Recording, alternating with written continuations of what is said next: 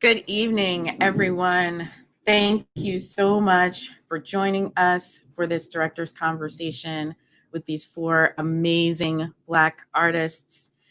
My name is Leslie Scott Jones. I am the Assistant Curator of Education and Public Programs with the Jefferson School African American Heritage Center, and it will be my absolute honor to moderate this talk with these four amazing artists who are also my friends.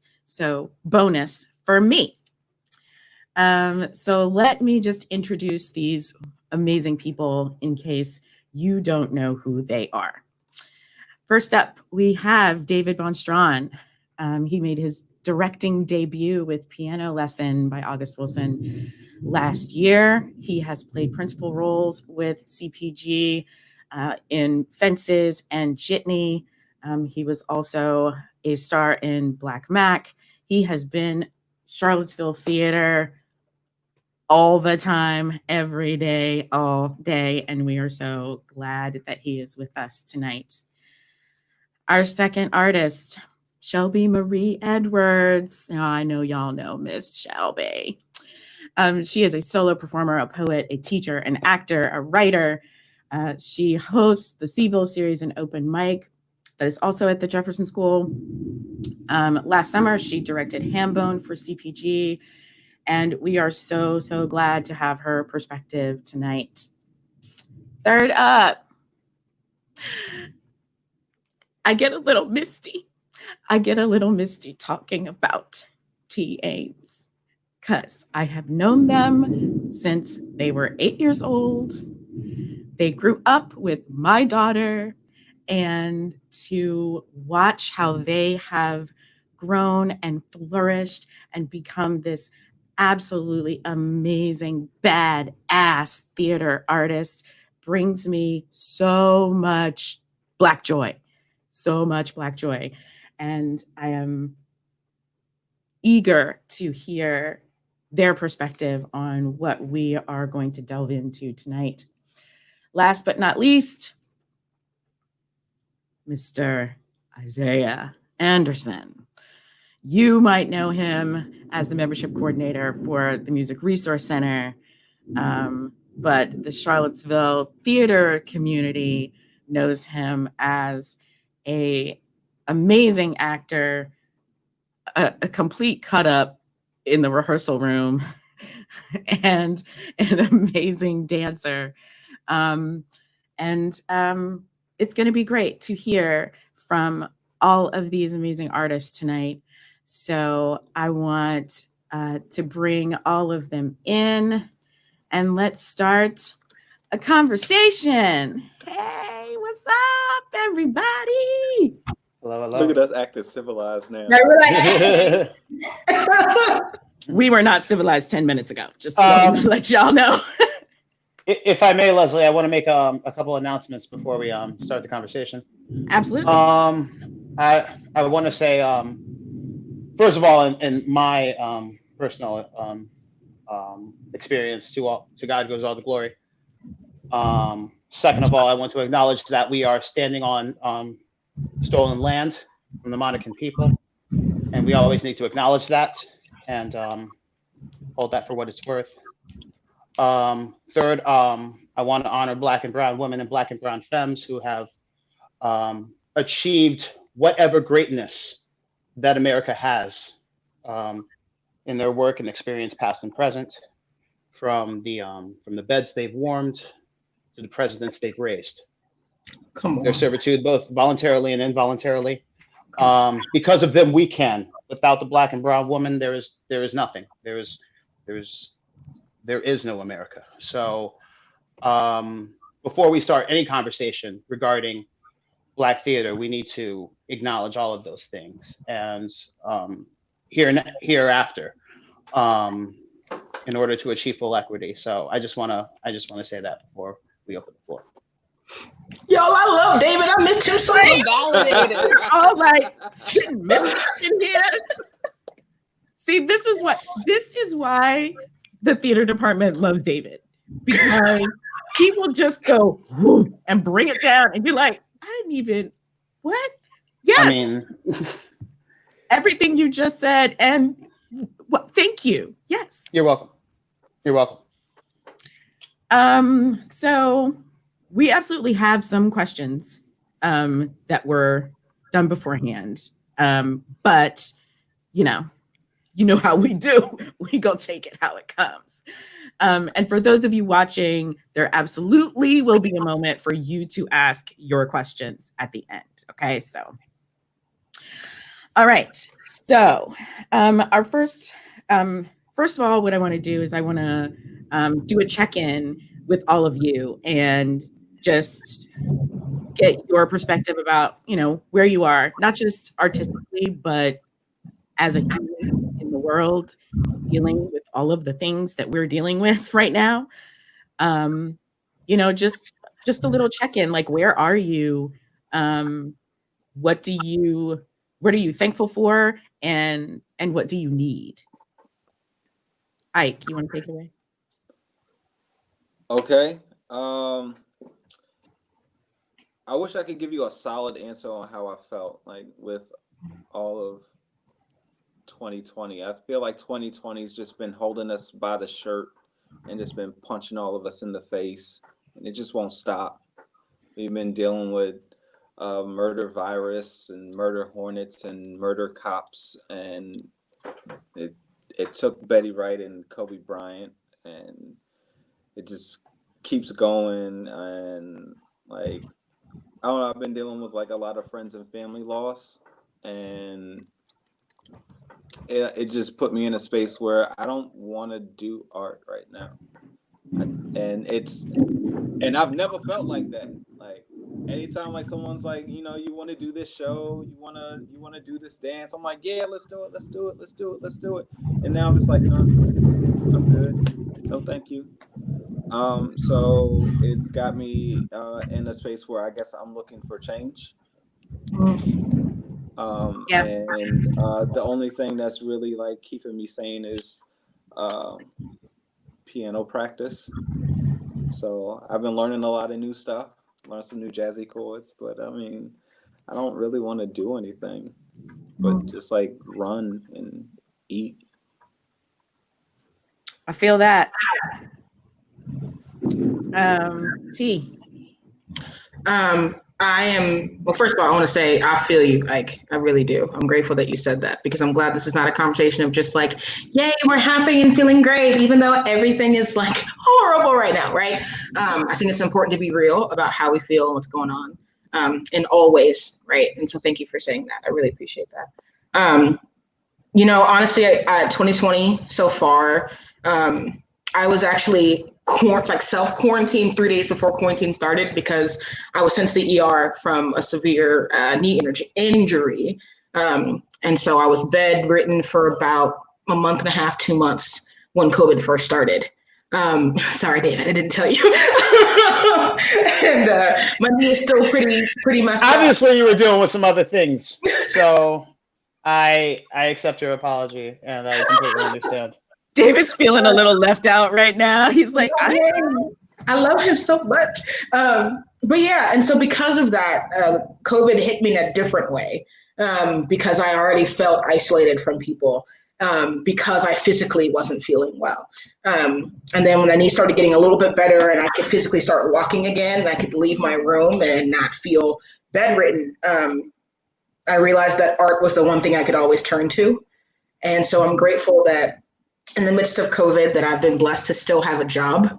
I've been blessed to still be able to make money right now. I've been blessed with a recently new job starting this fall. I'm not going to announce here in public until it's like I'm allowed to do that. But I'm grateful because it's in theater, and theater is the thing I love more than anything.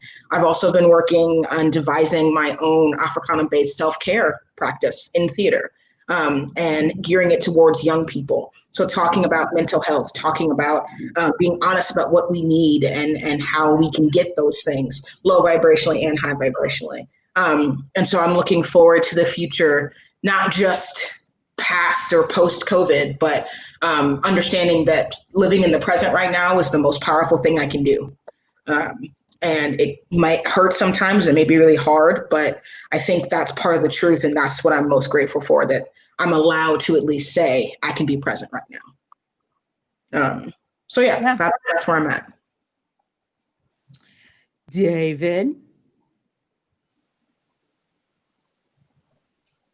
Hi. It 2020 has been, especially, I echo Ike and T's sentiments. Almost fully, almost 100%. I echo Ike's sentiment in the fact that it is hard to contribute artistically when feeling rocked and depressed and sullen and cynical and suspicious and hypervigilant and worried, and all at the same time. And I think right now what I've been doing frequently is just keeping it at the gym, like what you said, Ike. It's the one thing I can control is my physical self, and being able to shape and mold that helps me to feel some type of agency. I took a long vacation. I changed positions at work. I made some moves to not only simplify my life, but to steer it in a direction where my energy goes in the right places, and not to places and institutions and structures that reinforce the place and the situation that we are in. It's time to realign principles with action. And so 2020 has been big for me in the terms that I've been shaping myself to just kind of like ease my mind and be able to be artistic. So I've been doing a lot of journaling. I've been doing a lot of just like what T said as well, just being in the present and explaining my current state, and not over analyzing, but just noticing and touching the feeling, the sensation, the burn of the stove, so to speak. So I have been committed to creating art in this time of I guess hiatus and space, but I hear you, right, that it doesn't feel very spacious. It doesn't feel like, and it doesn't, like, honestly, it doesn't feel like I have time. It doesn't feel like I have the same luxury to quote unquote wait it out, or just wait for inspiration. We have a pandemic, we have police brutality, we have an ever rising state of authoritarianism and martial law that's being implemented into our communities. So for people that say, I got time to do my yoga, I say, no, you don't. You can't. You need to find how to create, how to contribute to the new normal, and whatever that new normal, what you want it to be, you have to put action into that. I'm tired of hearing this too shall pass. I'm tired of hearing let's just try to be positive, because that hasn't worked. We've been trying this since the 60s, being good vibes, man, and everybody's trying to be positive. It hasn't worked. You need to put action into this. If you care about these people, if you care about all of the people, then you have to put action into making sure that all of the people have the same rights that you do. Or else it's not universal love. White liberal hippie, A, B, or C. I'm taking it there already. So that's how David feels, y'all. So I'm just, All right. I am really frustrated with hearing about getting back to normal. And I would like to hear more about creating the normal, which is why I'm here, which is why I'm really excited about this conversation. And I don't want to take up too much time from anybody else. So Yeah. let's continue. And thank you so much. I'm sorry you have to follow that, Shelby. Shelby's amazing. It's She don't have to worry about totally nothing. fine. Can y'all hear me? Yes. We can hear I you. get can y'all hear me all right? Perfect. For some reason, my AirPods were being sketchy. I totally missed what Ike and T were saying, so I was trying to act yeah and laugh when things were happening, so I looked engaged. But I heard everything that David said, and all of what you said really resonates with me. I have a frustration and anger that wasn't.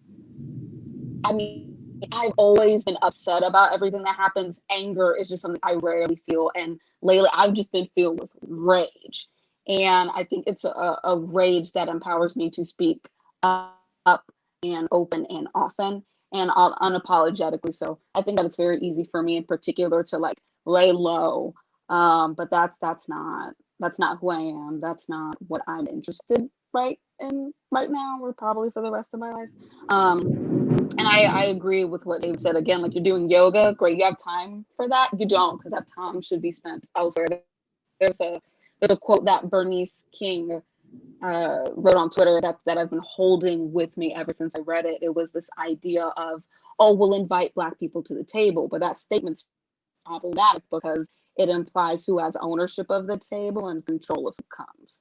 And so every time I am in spaces, typically when I am the other, I carry that quote with me. And sometimes I'm just like, it's me and Bernice King and we're hanging out, and that's enough. So that's just where I've been the past few months. I've not been artistically creating things since March hit.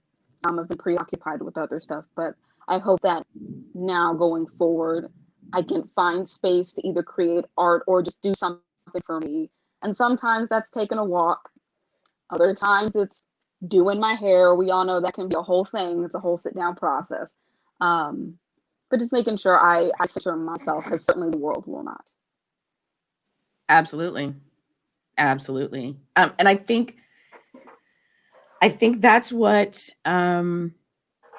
if anything comes out of this pandemic, shutdown, quarantine, whatever you want to call it, I think it has to be an examination of self-care, right? And how you do that, what you need in order to do that, right? That I think because of how busy our lives were before it happened, then all of a sudden you're at home and there is this larger pressure to be busy when you're at home, right? So it like carries over to, oh, right. You know, there were memes going on Facebook about, oh, if you haven't completed that novel, if you haven't written that book by the end of this pandemic, and it's like, no, it's really okay if I leave that unwritten right there on the shelf if I don't feel like it. Like that is completely okay. But I think there's been a huge pressure for people to still produce and be quote unquote busy, even though we're in this unprecedented situation. Like, how can you expect a regular response to an unprecedented situation? Like that is the definition of insanity. But thank you guys for sharing that and just letting everybody know, like, in what space you're entering this conversation. So our first question,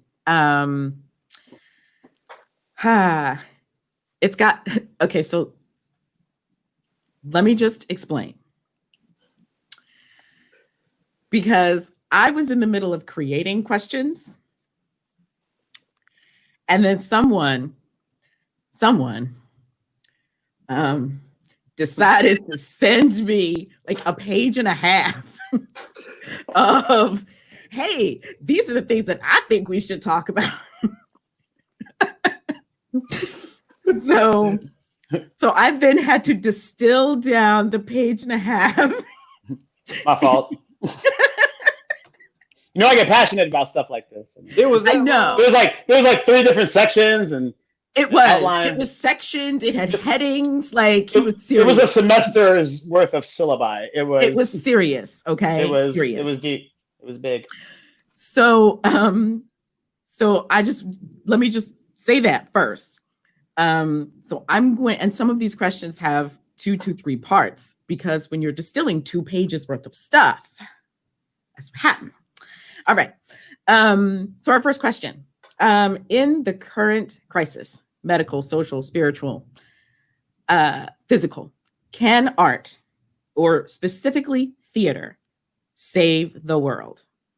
If so, must it be constructed with more of a center on stories that were hidden or erased? And how do we make sure we're sharing and enlightening and entertaining equitably and safely? I know it's a lot.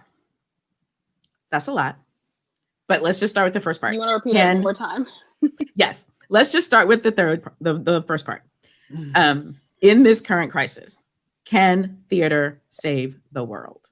Absolutely. And it's unfortunate that we have to already become white-centered in this conversation, because automatically I think of shows like Les Mis and talks of revolution that have been shown by many, facets of people of color. But let's focus on that particular example.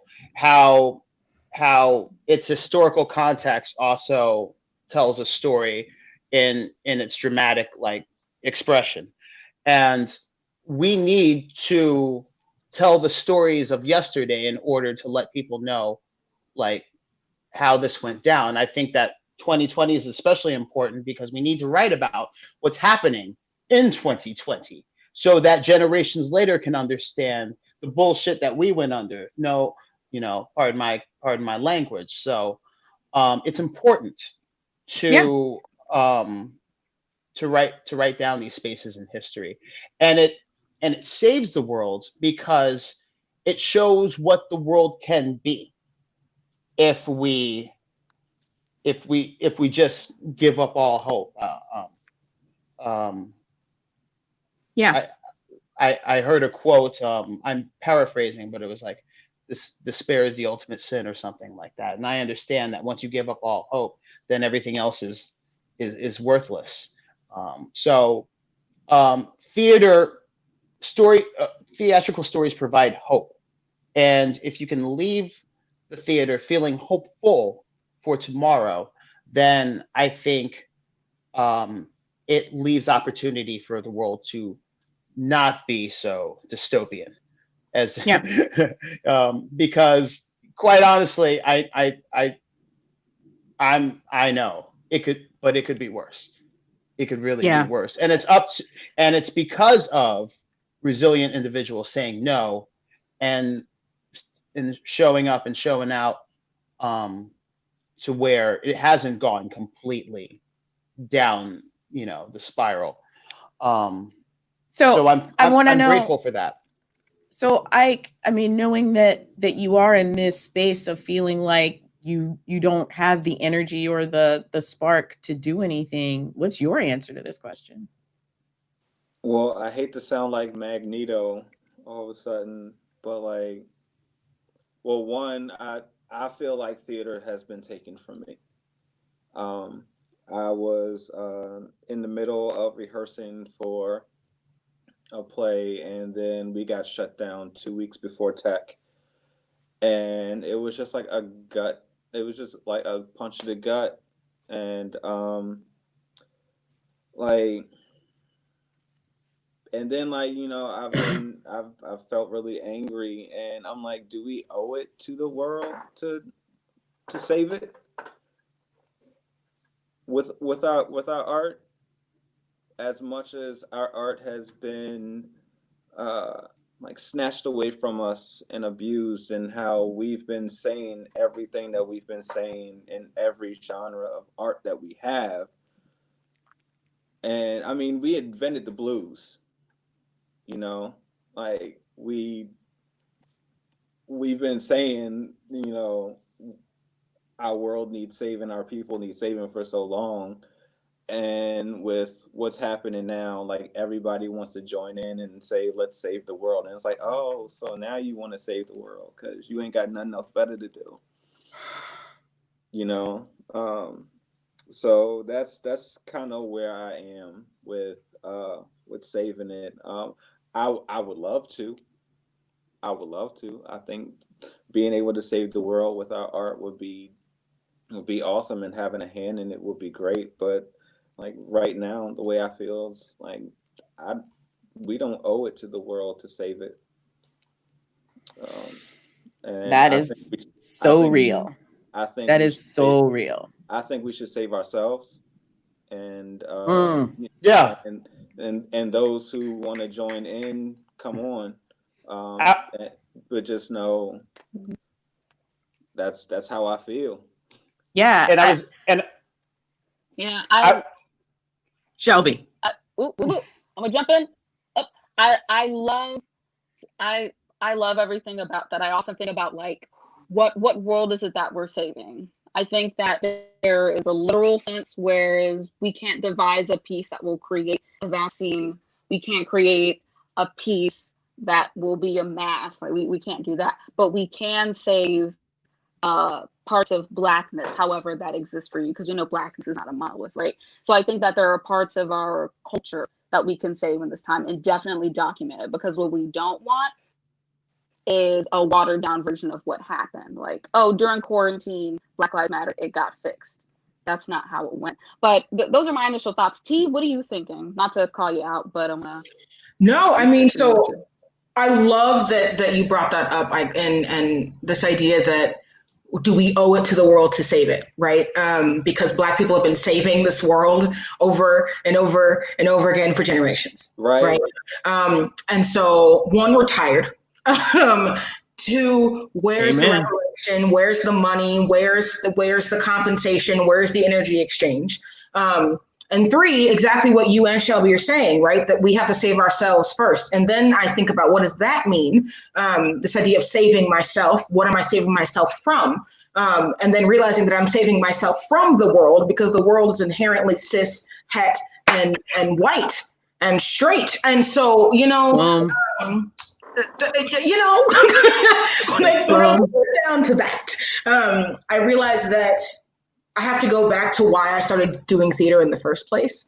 And for me, theater was my safe place. And in a lot of ways, it is no longer that, but I've had to make it that for myself. I've had to actively make change to make it my safe place again. So I think that everything we do is ritual, inherently a ritual. Theater being one of the most sacred rituals I ever perform or ever am a part of. And so if I'm using that definition, then living my life is theater. Living my life is the ritual. And if I want to do something with that, like put on a play or write a script or talk to more Black people about theater and what we can do about it, then that's my prerogative. But if I also just want to sit with it with myself and reminisce about the beautiful things in the past that I've done and think about all the CPG shows that I love and miss and want to do again and want to watch again, and the Black people that I love and met in that process, and how can I support them? How can I bring them back into the picture and create that community again? That's what I want to say. That's my prerogative. That's my goal. Right. And so if theater has something to do with that actively in a performative setting, then yeah, sure, why not? But if it doesn't, that doesn't mean it's wrong. That doesn't mean that I have made a wrong choice here. And so I think a lot of this comes with redefining what theater is. And by doing that, we also have to redefine what this world is. And by that, we have to redefine the entire system that this world has been set up in. So literally burn to the ground.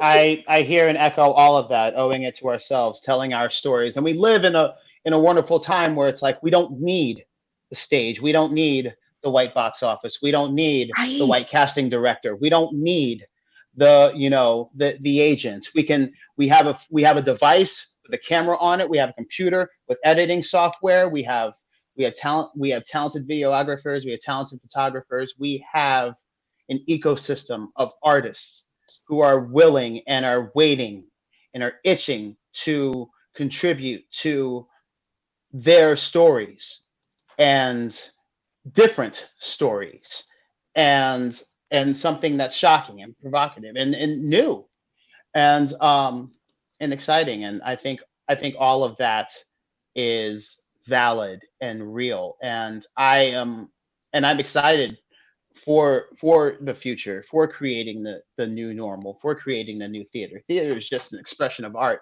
no matter the medium. And you know, if we Yeah, if we got to do it in the park on the rock, that's fine. But I'm willing to do it anywhere.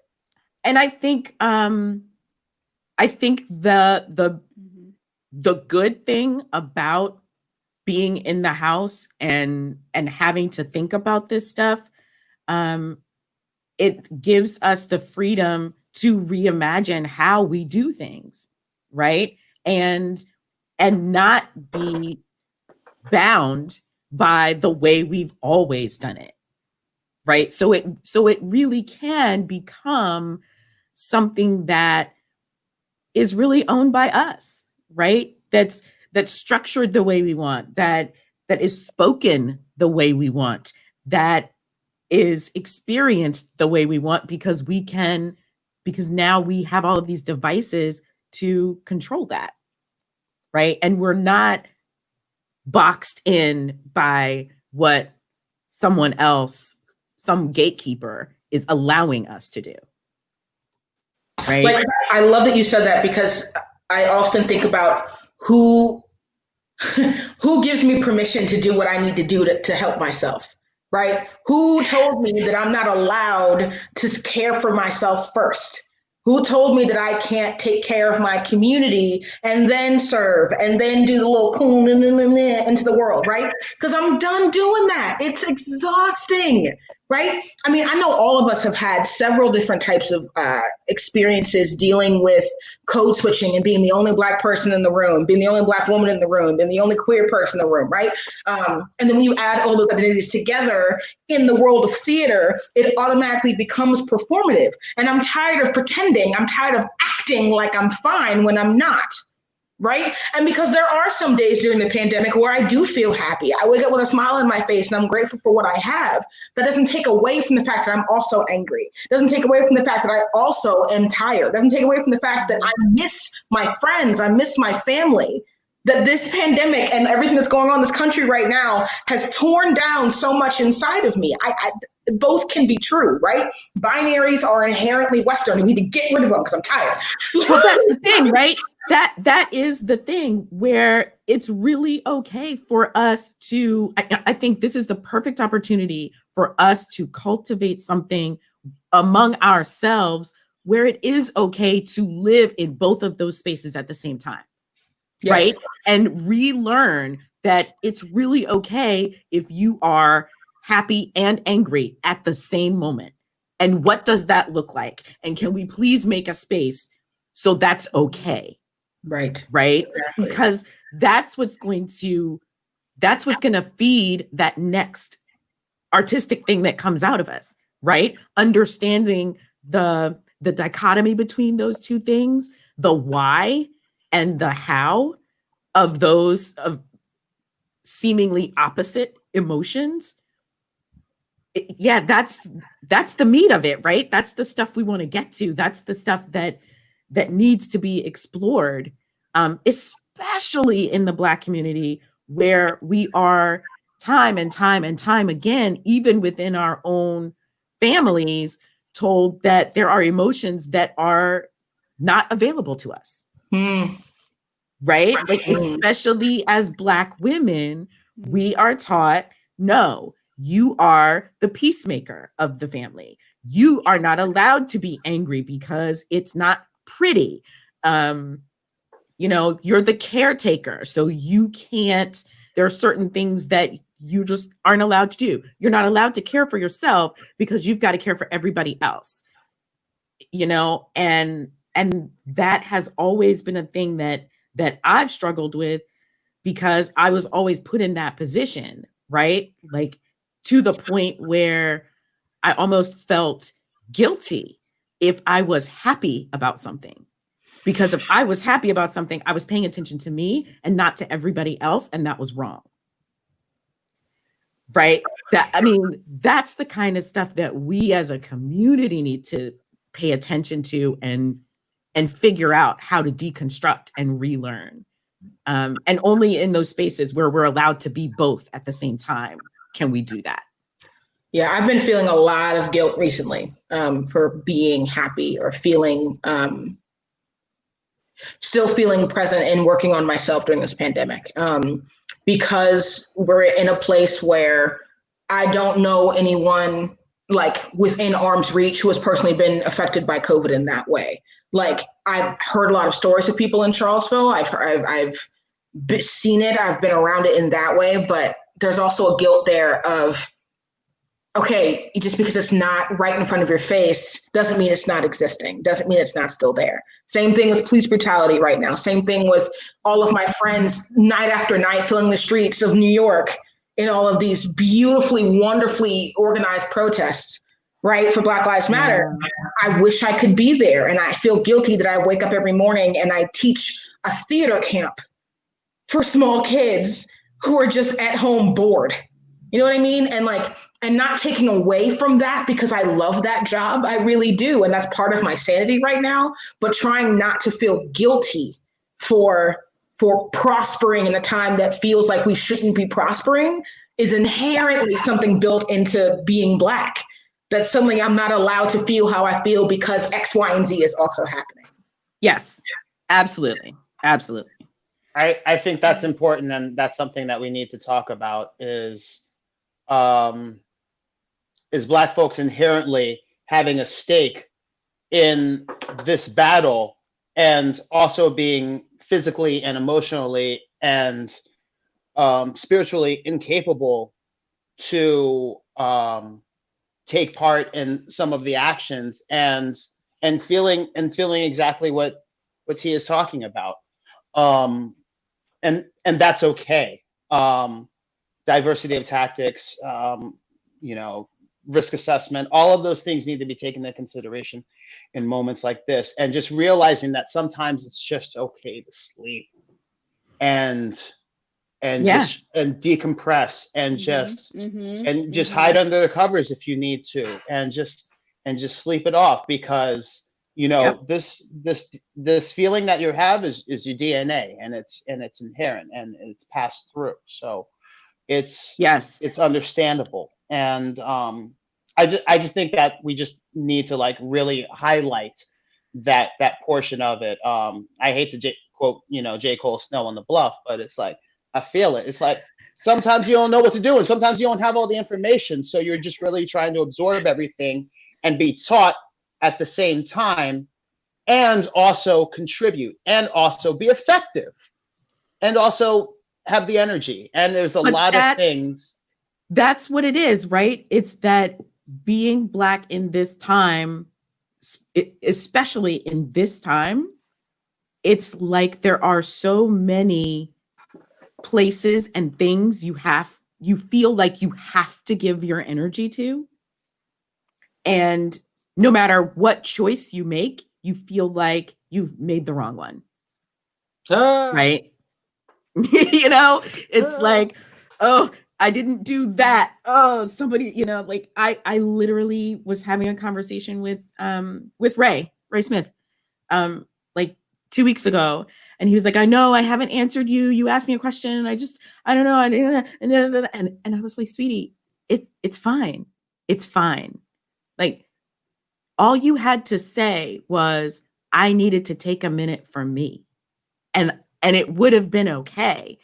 I said, what happened was you just stopped answering me. So then I went into Black mama mode, and I'm like, where is he? Is something wrong with, do I need to go over there? Do I need to find him? What am I doing? What's going on?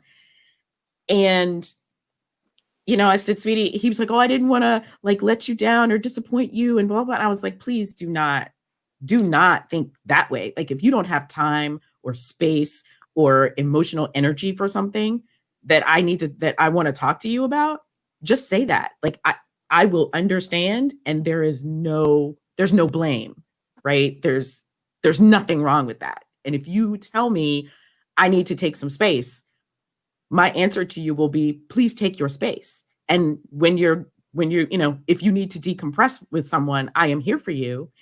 And, when you're done doing that, check in and let me know you're okay. Like that's the end of that conversation.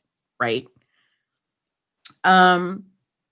So how does,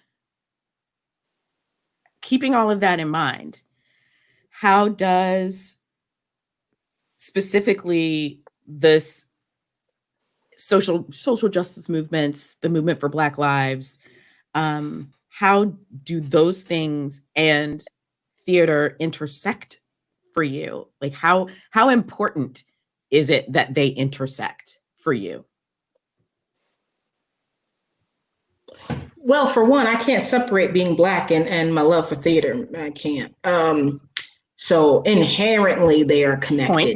And I think it's become even more obvious given the movement for Black lives recently, because I walk into a room of white theater people who either feel automatically called out because I'm there and I'm present and I'm just breathing, or feel like they have to say something to perform and let me know that they are an ally.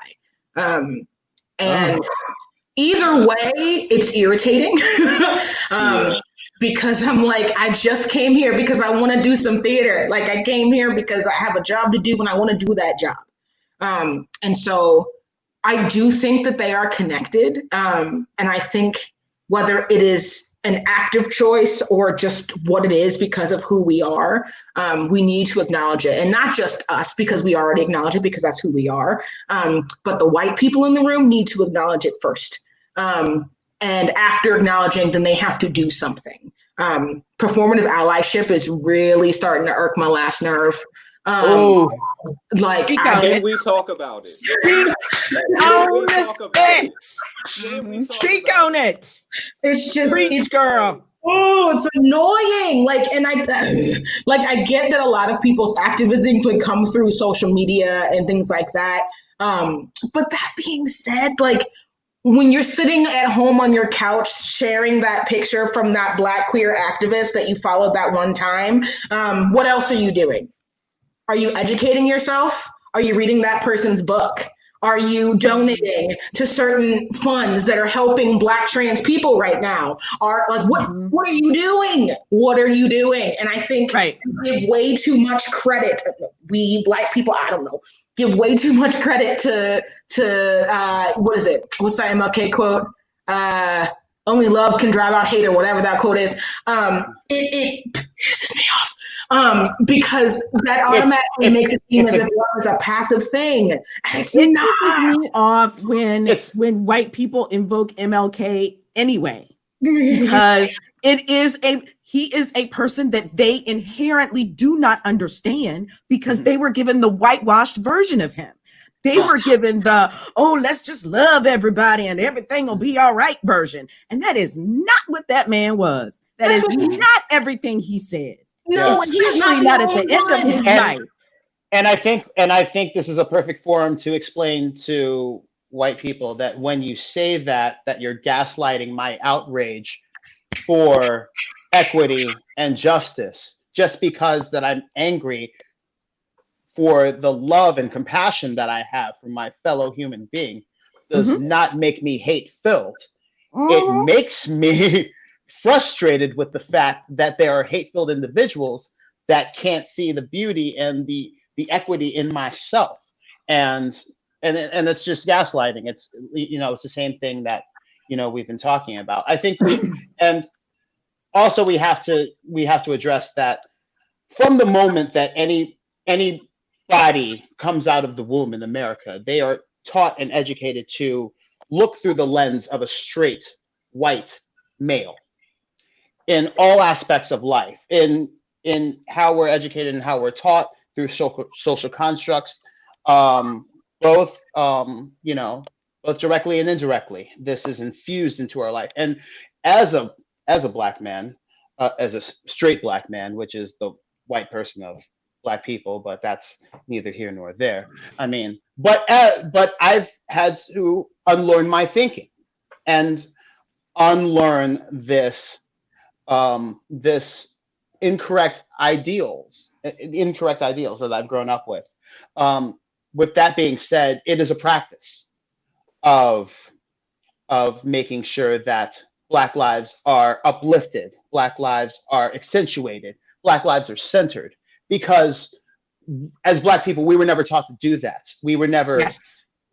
Unless given, woke or actually, educated role models that would steer us outside of that direction. And I have advisors that I've learned now in my 30s, and I'm still learning that. And T's been really good at calling me out on my transphobia and all of my inherent flaws. And I invite those opportunities. Harry Edwards said, when we call people out, we call people in. And I think people need to understand that just because we're calling you out on racist actions does not mean that we want to alienate you, or we want to indict you, or we want to embarrass you. It is an opportunity to learn. It is an opportunity to better oneself. And we would hope that you would take that and exercise that so that we can be better friends, so we can have a better relationship, so you can have a better understanding of my perspective, because all I've been taught to understand is your perspective, and you need to turn it the other way around. That's what equity is about. It's not just hearing my perspective, it's understanding all perspectives and how we can coexist within that. The thing that, like, just like when we were rehearsing for Royale, David, when we had Amanda come in and do that workshop with us, it was basically to show everyone in the room where your privilege is, right? What is your level of privilege? And okay, now that you understand that there is a level and that you have that level, that's how you enter the world. And now I want you to listen to all of the people whose level is below yours. Right? Realize it, right? And it is not to say that you're a horrible person, because it's not individual. The amount of conversations that I have had, especially in the last 2 months, trying to explain to people that we are talking about a system. We are not talking about an individual. Okay, we are talking about a system that was put in place that you as a white person benefit from, and I as a Black person don't. And all I'm trying to do is get you to realize how the system works and decide to change it, because I don't have any power to change it. Right? Like, that's all. The amount of conversations that I've had to have to get people off that performative crap, right? Oh, but I put up that meme, or I shared that article. And did you see my black square? Did you see my black square though? Did you read it? Like, do you see my black square? That's funny. Right? And Leslie, what I appreciate that and what I appreciate about that comment is that it's important to recognize a couple of things. There are people that work within the system and out of the system, right? But for the people that are working within the system, they're still in the system. So if there are strings attached like money or like assets you need, that can make it difficult. So it's one is not better than the other, but each come with different sets. And I think that I'll speak for Charlottesville. I think that a lot of people that work within and without are doing a better job working together, so that slowly it can be dismantled. I hope that made sense. No, I am, like, before about a week and a half ago, I was exactly where you were, Ike. I was at that point where I didn't want to do anything because of mostly because of the people that I would have to interact with in order to do it. And because of that, I was just like, you know what? I'm just going to be over here in my corner doing my own thing because I just can't deal with any of you. And then I started to realize that while, yes, I did need that moment to check out and I did need that moment to step back, I also could not allow things to continue to be performative in this town, right? Because that is also under my control, right? Because if I don't share my voice, if I don't call it out, then I'm also part of the problem, right? And letting them know, oh no, I see you. I see you doing your performative BS, right? I see you doing the absolute least. I see you co-opting work already done by Black artists and trying to call it yours. I see you. I see you. Okay? And you will not get away with it over here. Okay? And if that means I never step foot in your organization again, then that's just what that's going to have to mean. It's point blank, period. I was walking with my girl this morning, and we walked past an establishment that had Black Lives Matter sign, no justice, no peace, all of that. And I'm like, okay, that's good for you. You got the sign in your window, but like, you ever had a Black life walk in your establishment? You know. So like how do you really feel? Like, is this just a fad for you? You just jumping in because everybody else is jumping in, and because it looks good. It's all to prove that you're not a racist, and you're only proving it to yourself. Right. That's where all of it is coming from, and it just doesn't fool me. So, you know, I've had, 2019, I've had to run obstacle courses around white people when I'm running down the street. Yes. And now because another Black person has been murdered, now you notice me. Now you want to wave and smile and move your dog out the way and all of this. When 2019, we were still running down the same street, and I had to jump over your dog. Right. And so and now, like, the acknowledgement is what strikes fear in me now. Because now you notice me, because when you notice Black people, that's when Black people get killed. So don't acknowledge me. Don't say hi to me. Don't move your dog. I'm good. So see, you don't change the camera and it just messed me up, yo.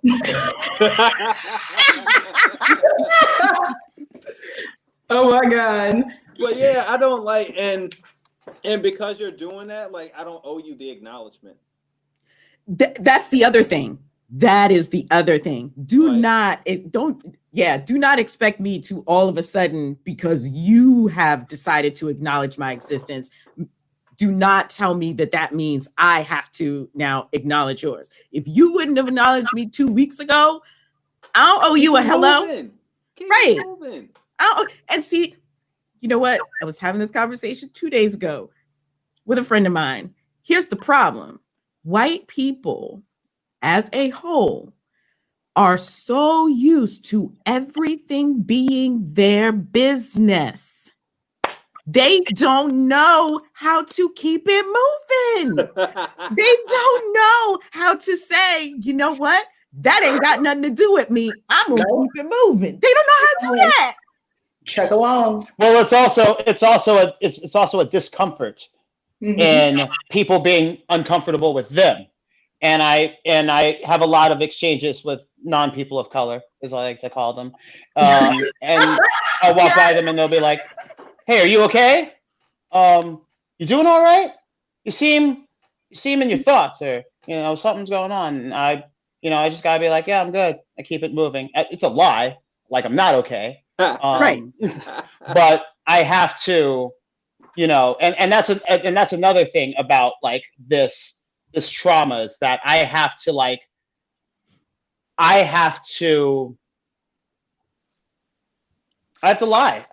people. I have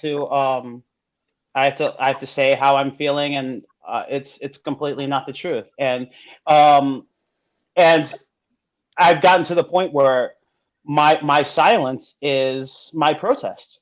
And if my silence makes you uncomfortable, that's cool, because I want you to be uncomfortable right now in 2020. I want you to be uncomfortable with the way things are, so that you may change to make things different. Whatever that different may be, I can't help you find that out, because it seems like Black and brown people have been explaining and giving the emotional labor of how they've been mistreated, how they've been raped, how they've been murdered, how they've been exploited in this country for years and years and years. And white people just don't listen. And 2020 is now the turning point. George Floyd is now the turning point. 5 people got hung in a week, a month after George Floyd was killed. So it's not like these marches are stopping anything. Yeah. It's not like anything has changed in terms of the brutality and in terms of the murder. In fact, it's increased. So what does that say about the action and what we're doing? I invite people to be more plugged in, if anything, and to not expect Black people to make your life comfortable, because it's not going to be comfortable for a while. And you have to accept that Black people aren't going to be comfortable with you immediately, nor should they pretend to be. Like, this facade is over. And Amen.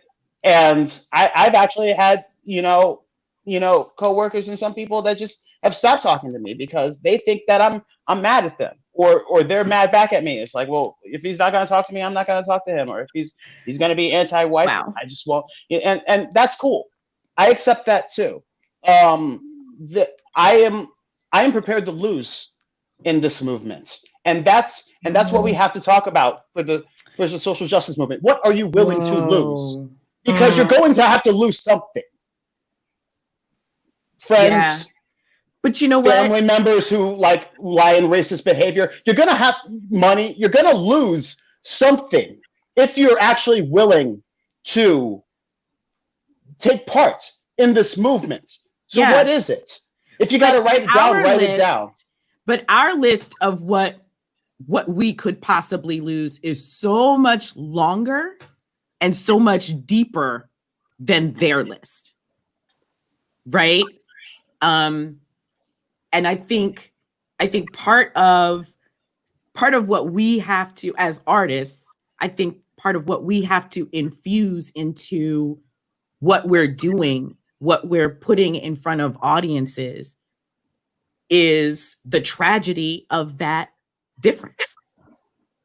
Right? We have to make sure that there is some sort of record of how much deeper it cuts for us. Right? Because if we don't tell that story, no one else will. And history has shown us that they will literally go out of their way to make sure that they don't know, that no one knows we were even here. Yeah. A friend of mine posted something a couple months back that really struck me in a way that I wasn't expecting. It was in the midst of healing my knee and everything.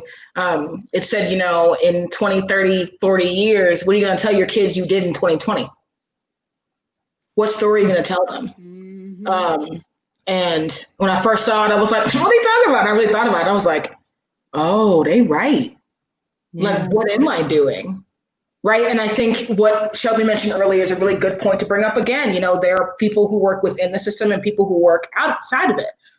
Neither one is more valid than the other. Neither one of them is less or more effective than the other necessarily. I think that there are people who are much more comfortable and can get a lot more done out in the streets. And there are people who can get a lot more done, who are a lot more comfortable and powerful sitting at a desk working on a computer or writing things down or leading meditations, right? And I think self-care, going back to that, that's one of the biggest things I think that we can do for ourselves right now. And part of my self-care is also giving myself permission to live my life every day, and everything that comes with that. Yeah. So, and I feel like a lot of self-care for Black people, and I guess this kind of goes into the next question we were going to discuss, but is just allowing us to keep telling the stories that mean something to us. Yes. I think to try and inherently tell stories to describe 2020, just to do that is performative in and of itself.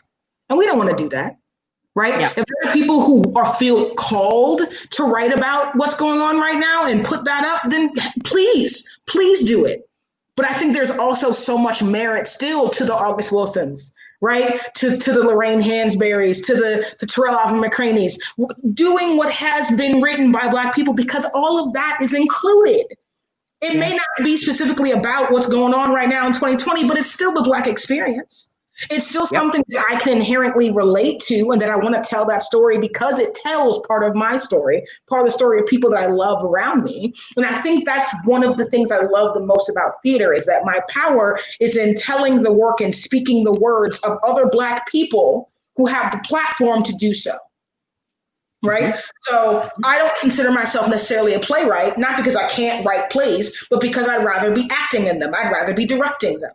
Right? So if I can get the work of a successful playwright, whether it's my best friend or whether it's Dominique Morisseau, right? I'm gonna do it, because that story is still worth telling, whether we're talking about 2020 or 2005, because the Black experience is expansive. The Black experience still isn't being talked about enough. So I'm still going to tell that story from 1920. I'm still going to tell that story from 1865, right? All of those things are still present and important. And so I think, and all of those stories are telling how Black people got to this moment right now. Yes. So we can't, once again, Sankofa, we cannot be, get my right? We gotta look back. We gotta look back. You know, and and that is something that we as a community, we have never had time to do. Because we have been consumed with surviving in the moment. I'm tired of surviving, right? y'all. I'm tired. Surviving. I'm so tired. But I think this leads right to survive. I think that leads perfectly into one of the next questions is, all right, so if we've been talking about what we as Black artists want to do, are moved to do, aren't interested in doing, cool. So what is the role that we are going to assign white theater in this fight, right? Because you know that's going to be a thing. They're going to come to us and say, what can we do? And expect us to answer the question, as they always do. So I have a thought on that, just off rip.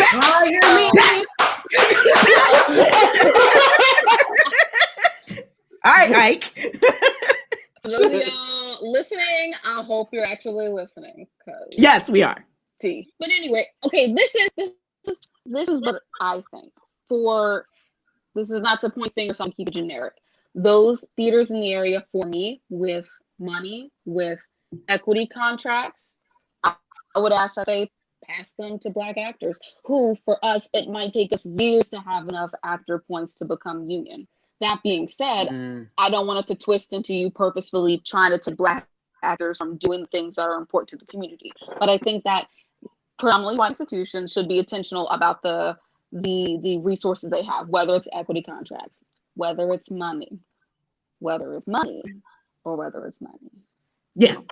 Those are my thoughts on that.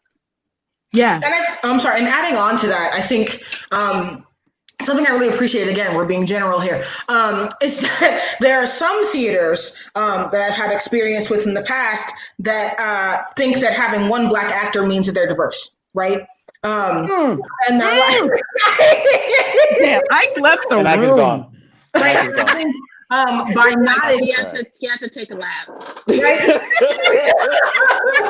Look, Yes, one of Ike's laps. Yes. Look, they see you walk in, they go, thank you. and then by actively not acknowledging that I'm Black, then like we're good, right? So if they prove that I'm the only Black person in the room, then it's an issue. Then it's a thing, right? And we don't want things. We don't want to be uncomfortable, right? So having the one token in the room makes it all Gucci. No, I'm really done with that. I'm really done with that, first of all. Second of all, we keep acting like Black talent isn't out there when it is. One, because we act like just because you haven't been in a play before doesn't mean you're an actor. Black people have been acting their entire life. Okay. Thank you. Second of all, Since we fell out the womb. Okay. if y'all don't know what double consciousness is, please look it up. Please look it up, okay? Because that is literally acting. We have been acting our entire lives for survival. Yeah. And I'm done with people, with organizations who say, oh, we wanted to do that play, but we couldn't find. You know what? We're looking hard enough. You weren't looking. And Exactly. They don't put in the work to do the looking. And like, I mean, I dealt with that a couple years ago with a musical that we did. The first question is where are we going to find that talent? I'm like, in Charlottesville, they're here. Like the only reason. And it was one of the most sensational musicals that Charlottesville has ever seen. Come on. People said the exact same thing to me for Jitney. The exact same thing. When I told people that's the next show we were doing, they're like, where are you going to find 8 Black men? Yeah. Around the corner. Here? Like here. Like Nels is just on the block. I mean, like they're here. Well, I think what's important is that we need to empower Black directors. And I just want to thank everybody who is talking here, because you all have directed me in some way, shape, or form, and you have empowered. Oh my God, that's so true. Empowered me. I really appreciate that. To do and create great work that I am proud of and will always be proud of for the rest of my life. More so than my white counterpart directors. So I think it's important that if white people are serious about telling stories of people of color, you need to empower people of color to actually tell those stories. Empower Black directors, entrust them with the trust of getting an actual cast, and not serving as helicopters in this whole process, not standing over them, not checking to see if everything's going okay or everything's going as to how you would see it. Because I also think that they need to empower Black directors, especially in predominantly white institutions. They need to empower Black directors to tell any story, right?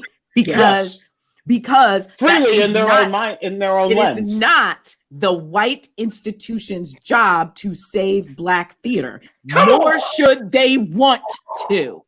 Okay, that's not your thing.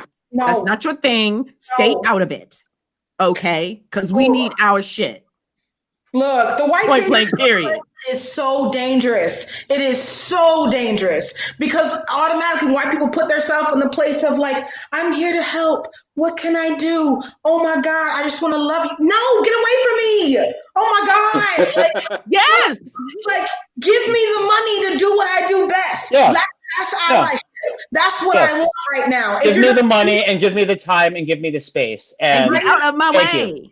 Yeah. If you're gonna sit here and coddle me, that's the issue. I don't need that. Yeah, it's the same way that y'all do white directors. You give them a budget, you give them the space, you trust that the product is going to come out, you check on them every now and then, but you're not checking on them every single day. You're not sitting in on every single practice. You're not calling in on every single production meeting. Like You are just a vehicle for funds and audience.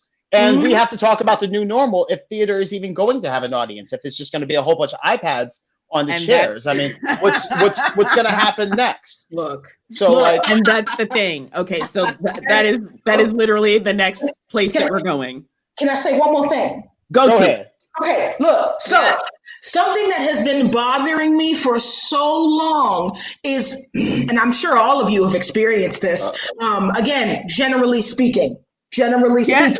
Yes. when white theaters don't understand Black people and how Black people operate, and that it does not work the way that white people does, suddenly it's wrong. Suddenly it's unprofessional. Suddenly it's just like not okay in the theater. So I'm like, I'm sorry, have you seen Charlottesville Players Guild? Do you understand that, like, yeah, CPT might be a thing, but I still put in the same amount of work. My cast still is present. We still understand each other. Oh, you don't understand that, like, the oldest person in the room suddenly has to pull somebody aside and have a conversation with them, and that's not professional? No, in the Black community, that's what we do. There are so many things here and there that suddenly just aren't seen as okay just because it's not white, just because it's not Western, just because it doesn't make sense and they haven't lived it. And that is one of the absolute joys that I have with CPG. Like, Yes. seriously, being in that all Black rehearsal space is like the biggest joy of my life. And it really came back to me in the most beautiful way during piano lesson, when an actor, he was sharing with everyone in the group, and he said, yeah, I just did a show at another theater, I ain't naming no names, at another theater, and this is the first time that I've been in an all Black show. This is the first time I've been in an all Black space, and there I didn't feel like I could speak. He said, in the rooms backstage, I kept quiet because I didn't know if something I said would make them angry and make them hate me. But here, I don't have to worry about that. And I'm so happy. I will say that CPG, I say it's transformative because it feels like a safe space. I remember after the events of A12, like, that was one of the first places that I went to afterwards. And it was one of the first places that I could go to, like, days after, just because I didn't feel safe anywhere else in town. So that speaks to the environment that you provide, Leslie, and that people that come into the space and the ancestors that inhabit the space, all of that is indicative of what CPG does and can do. I agree. I think the CPG, yes, and also the Jefferson School, just as a whole, they have so many different programs, and I feel that Dr. Douglas in particular does a fantastic job at saying yes and. Yes. So some of our ideas, we are like artists, and we're like, I want to do this avant-garde, blah blah blah. Dr. Douglas was very quick to say yes, and I want to publicly, share. I really appreciate that, and I think she does a fantastic job at holding the people and things and energies that come into that. T and Leslie, we're not naming any names, but there was a project we brought in, and I thought Dr. Douglas did a really, really good job managing people that walked into that space, because the space is our space. It's not your space. It's shared, and I think that communal feeling that she does, it's fantastic. Yeah, and I think adding on to that, often I think about CPG and I think about things I've heard about CPG, whether I'm talking to friends or in a professional setting, whatever it may be. And often there's like a backhanded thing of, well, CPG, Jefferson School isn't a theater. I said, who said we're trying to make it one? Who said we were trying to physicalize and make this a Western looking whatever to fit your needs of what you think a theater is supposed to be? I mean, look, Black Mac we put in the middle of the floor. We kept the lights on the entire time. That was the point, right? This is the point. What are you saying, David? First of all, I'm so sorry to interrupt you and cut you off, T, but all of this is primary examples of how white-centered theater is a product of white supremacy.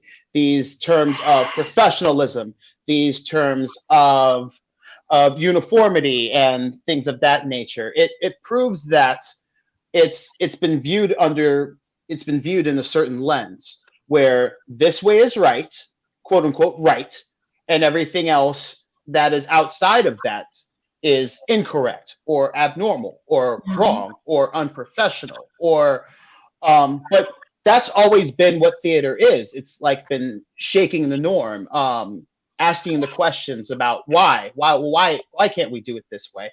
Why can't we run credits backwards? Why can't we do the last scene first and the first scene last? And it's been those shows that have been exemplary and have shaped theater to come. So I think the more we think outside of the box and outside of this white-centered atmosphere, the more that we can create great thought-provoking theater. Yes. In general. Shelby? I agree. I think the worst thing that happened to, I know we got that time question, so I'll keep it short. And I'm pretty sure I'll talk with most people in this group about this. The worst thing that happened to Westernized theater was this idea of spectator and a spectacle. That was such a huge mistake. No, theater is something that should be shared together. So, and I'm thinking of a specific theater in Chicago now, but when I holler, when I see an experience I see like on stage that I recognize with, I'm a snap, I'm a clap. But for that to be in the theater, like some people complained about it being like, oh, that's unfair. They don't know how to behave in the theater. It's like, no, you don't know how to behave in the theater. It shouldn't be about spectator and spectacle. It needs to be about shared experience. So that's my soapbox. Seriously. No, you are absolutely right. If everything is ritual, right? And part of my ritual is call and response and being with people I love and being loud and insane and crazy and talking back to whoever's talking on stage. Then, like we do. Well, then I'm gonna do it, right? And I think that's part of what white theaters can do. If they're looking for more action items, let Black people be Black in a theater. Leave them alone. Leave them alone. Okay? Thank you. Not just in the audience. Sir, if you can keep it down a little. Thank you.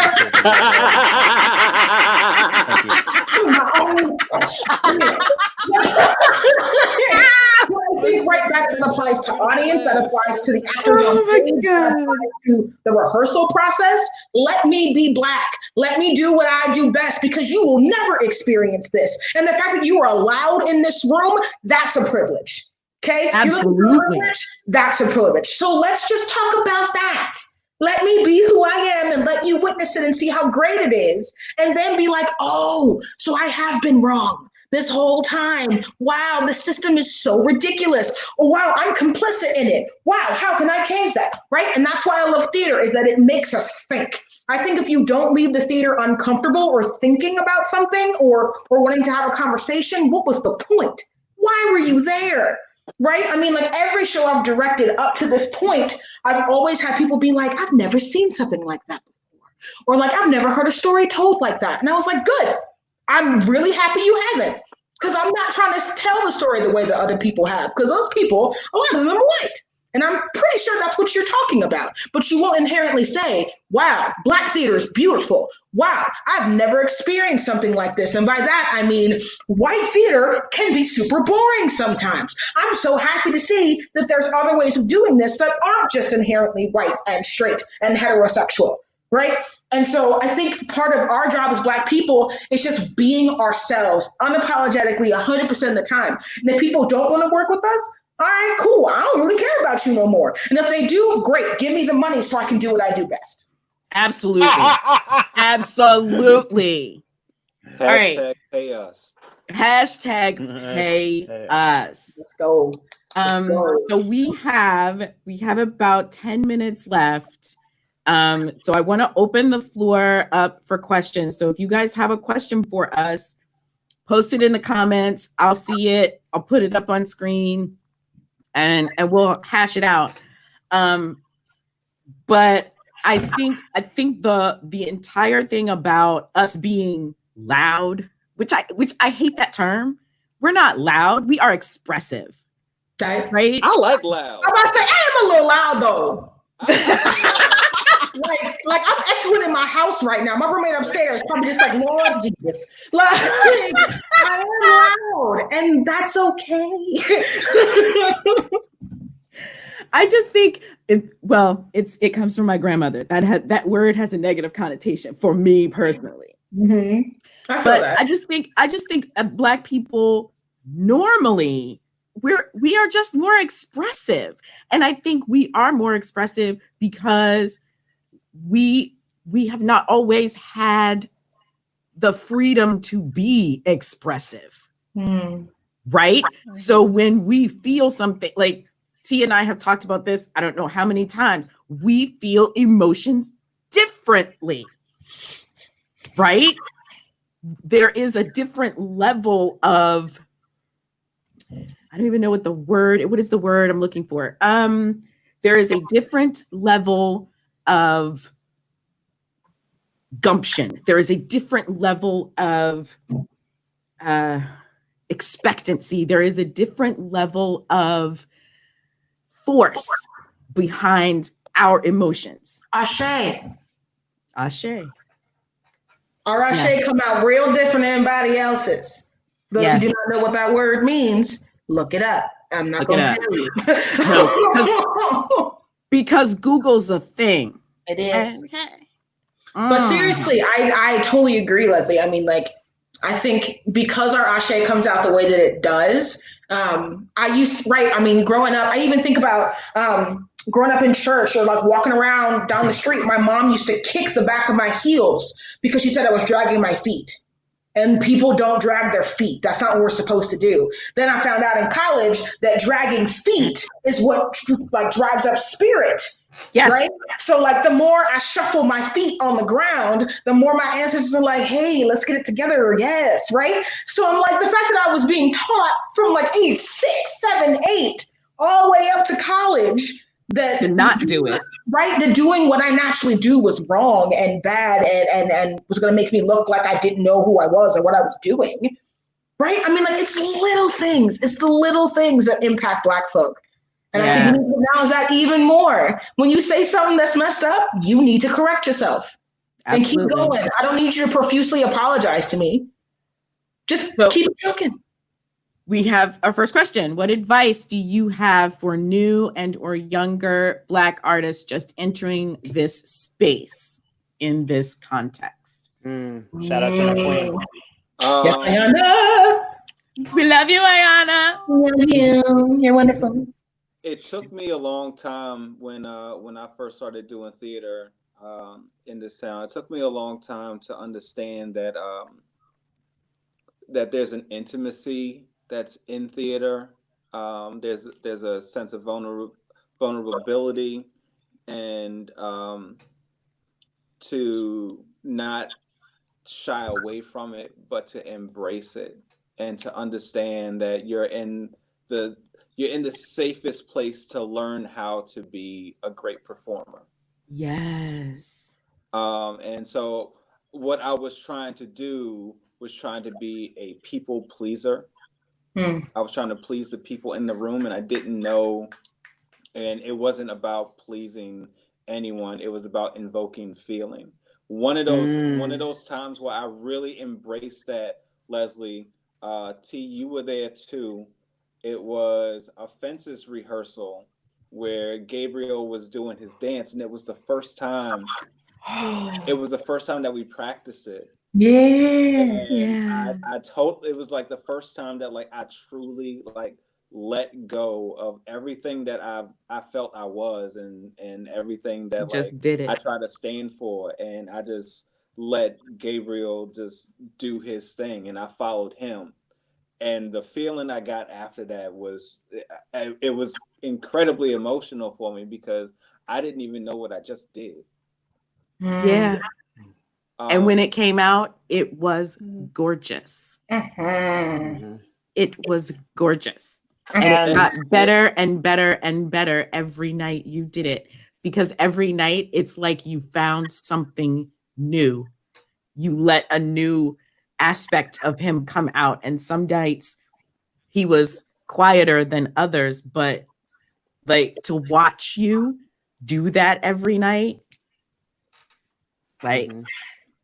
I feel That time I honored. forgot the rose.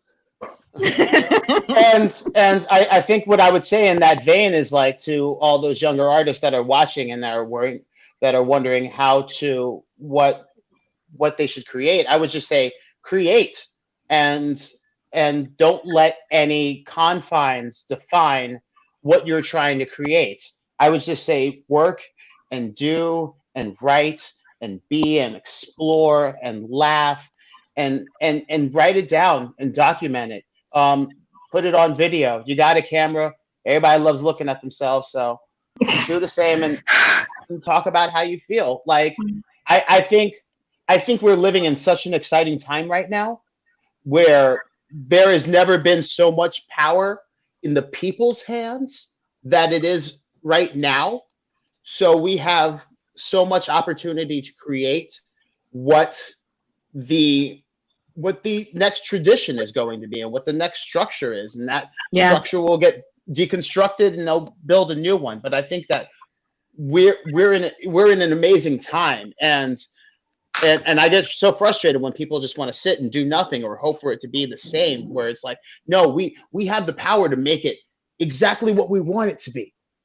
And I think young people are so great at that because there's no boundaries for them. The younger, it seems like the younger kids there's no boundaries. So yeah, we've got 2 more questions. So if we could perform any work, what would that be? Quickly. The Color Who's got an Purple. answer? Color Purple? Nice.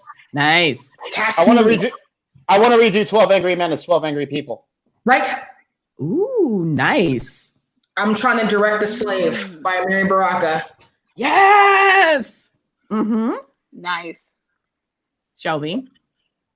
I really like the niceties. That's a really interesting piece about a Black student who gets into it with her white professor. So I thought that was I really like that piece. For me, it's Ain't Misbehaving.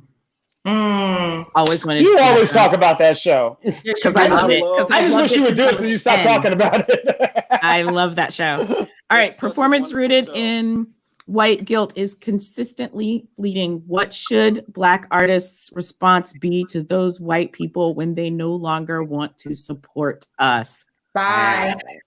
Peace. Bye.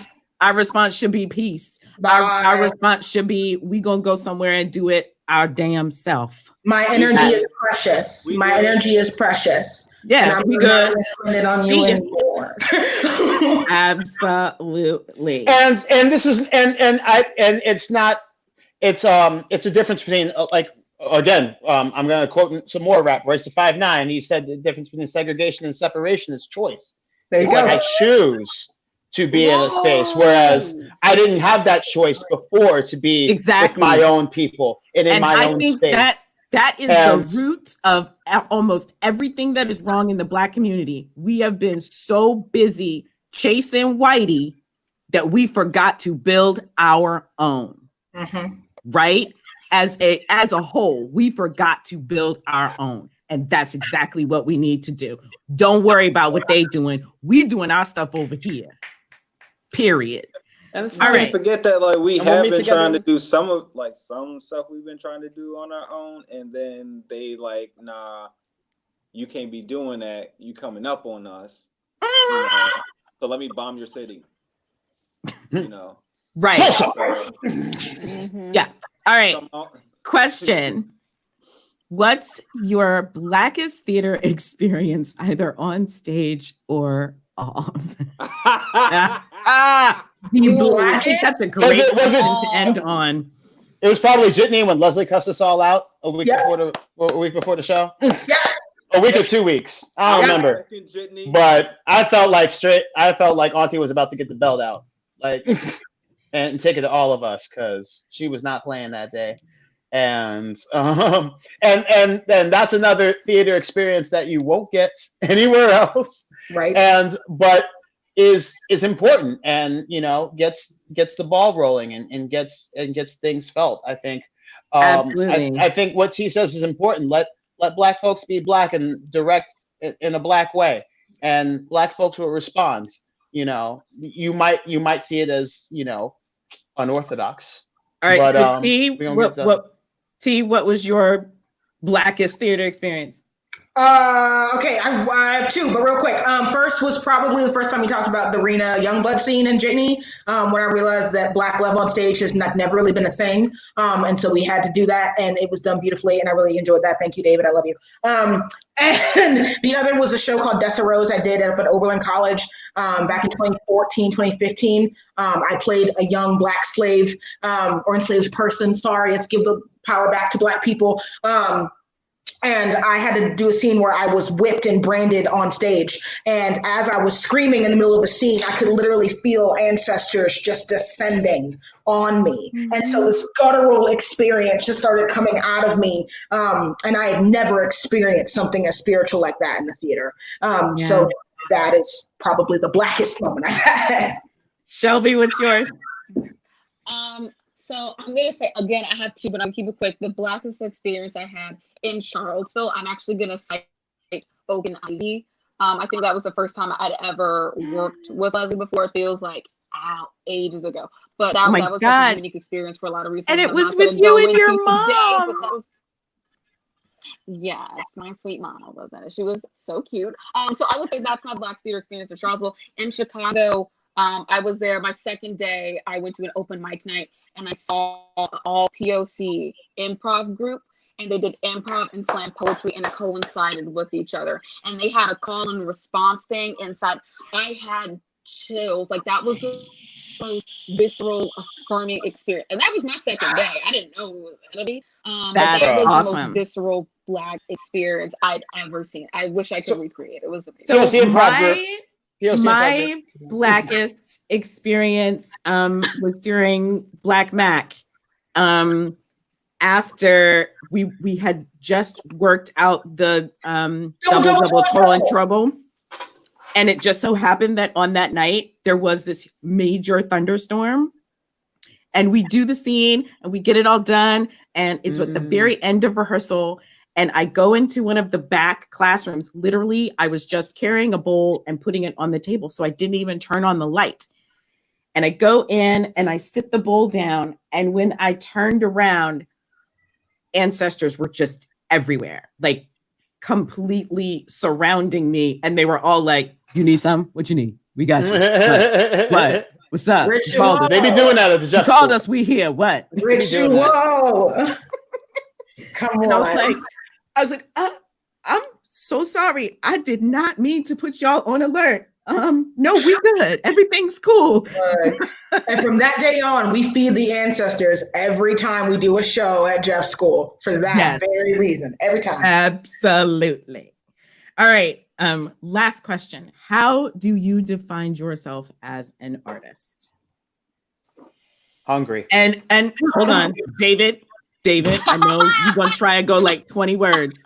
No. 5 words or less. I just said hungry. Oh, he said hungry.